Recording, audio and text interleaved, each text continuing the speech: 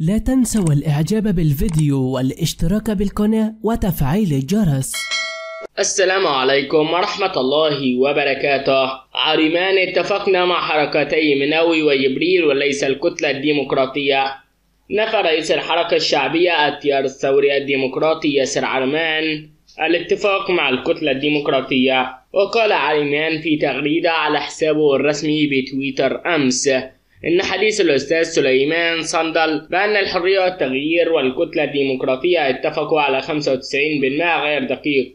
وأضاف الصحيح أن الحرية والتغيير اتفقت مع حركتي العدل وتحرير السودان مناوي على 95% ولا صلة للكتلة الديمقراطية بذلك، وهذا ما يجعل الشعب السوداني في مفاجأة غير متوقعة الآن. وفي الأخير السلام عليكم ورحمة الله تعالى وبركاته.